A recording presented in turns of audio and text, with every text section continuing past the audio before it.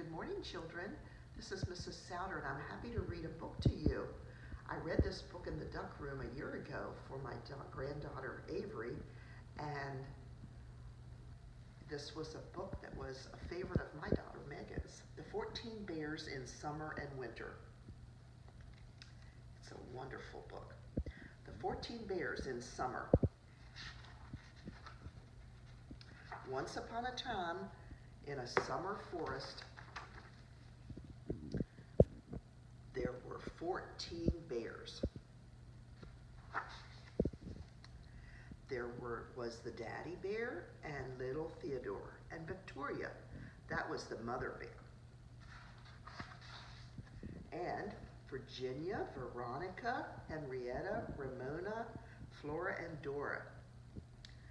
Gloria, Emma, Anna, Johanna, and Hannah. They all lived in hollow trees. All the trees looked different inside. One had plump chairs with fringe. One had a velvet couch. And one had furniture with painted flowers. This one had a modern couch, and this one had a braided rug. This one had a Chinese screen. This bear's house had a kitchen fireplace. This bear's house had a marble mantle. And this bear's house had a red tile floor. This bear's house was like a castle, and this one was small and cozy.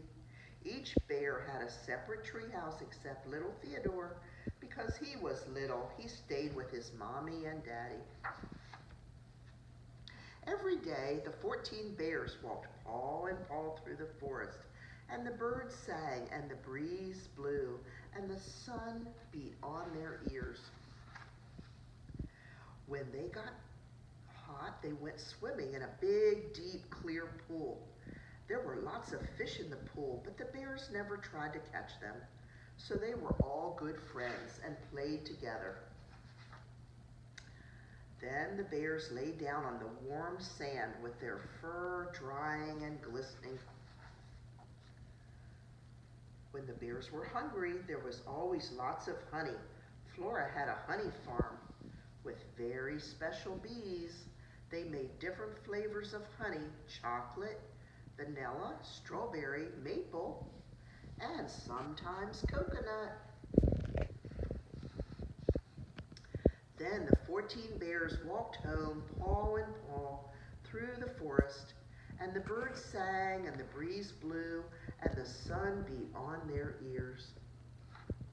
There's a little cardinal. They climbed the branch steps and closed the bark doors. Oh, they're little tree houses.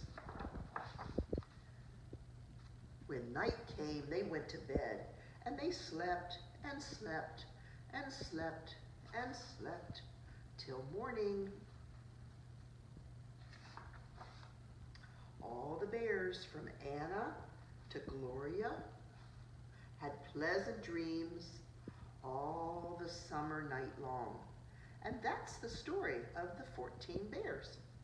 The first story. Next is the 14 bears in winter. Daddy bear, mother bear, Veronica, Virginia, Johanna, Ramona, Emma, Anna, Gloria, Hannah, Henrietta, Flora, Dora, and little Theodore. One day, Mother Bear looked out of her hollow tree in the forest clearing to see what her children, Anna, Dora, Emma, Flora, Gloria, Hannah, Henrietta, Johanna, Ramona, Veronica, Virginia, and little Theodore were doing. Snow fell on her nose. It was winter. Father Bear hurried his family to bed in their hollow trees. After a fine 2-month-long nap, little Theodore began wiggling in the bed next to his mother and his father in the biggest hollow tree. Mother Bear told him to go back to sleep. They were hibernating. Little Theodore didn't know what hibernating meant. Excuse me. He didn't really know what winter meant. So Father Bear said they could all put on their coats and go outside to find out. There they are, putting on their scarves. Outside, everything was very white and bright and cold.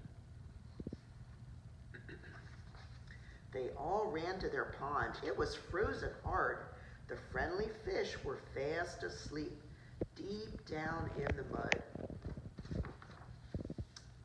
Flora ran to her honey farm. The friendly bees were snugly dreaming in their hives. The 14 bears began to walk, paw in paw, through the forest. The winter sun beat on their ears. Snow squeaked beneath their feet. All at once, the forest stopped. The bears stood staring at a farmyard and a big house. Right in front, there was a snowman wearing a large sign. Henrietta, who had on her glasses, read the sign aloud. "Welcome, neighbors. Gone to Grandma's. Make yourselves at home." "I don't believe that means us," said Mother Bear. "Well, we're neighbors," said little Theodore. All the bear children were excited. There was such fun and playthings in the yard. "We won't do any harm," said Father Bear. So Flora pushed Dora in the swing. Joanna, who loved to dance, put on skates and skimmed across some ice. Ramona found some bright red winter berries. Father Bear and little Theodore went skiing. Mother Bear tried snowshoeing. Oh, look, she fell flat. Emma, Hannah, and Veronica rode a sled down a hill and knocked the snowman flat. Plop. Father Bear said it was time to leave. They put all the playthings away. Then they built a bigger snowman. He looked just like Father Bear. Last of all, they peeped inside the house. Inside they saw a tree. It was hung with sparkling balls, golden stars, and silver rope.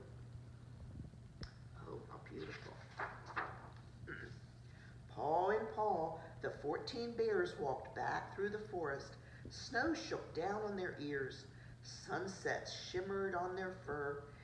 In the clearing, they had just enough time before dark to hang ornaments on their trees. Anna used the ruffle of a petticoat. Virginia painted silver twigs as far as she could reach. Veronica tied hair bows to hers. Johanna made some snowballs. So did Father Bear. Ramona set her holly on a branch. Emma and Gloria hung out knitting wool. Little Theodore gathered pine cones for Hannah while she played her guitar. She's playing her guitar. Mother Bear scattered nuts and berries out for Flora and Dora because they were half asleep. Henrietta wrote down their adventures. When it was quite dark, the bears climbed their branch steps and opened their bark doors and went back to bed. All their trees had been trimmed except for the biggest one. In the morning, it was the most beautiful of all, hung with icicles. Birds had eaten the nuts and berries from the snowy ground and had hopped out a message. "Sleep tight, good neighbors, see you in the spring." And that's the second story of the 14 bears. We will see you soon. Bye-bye.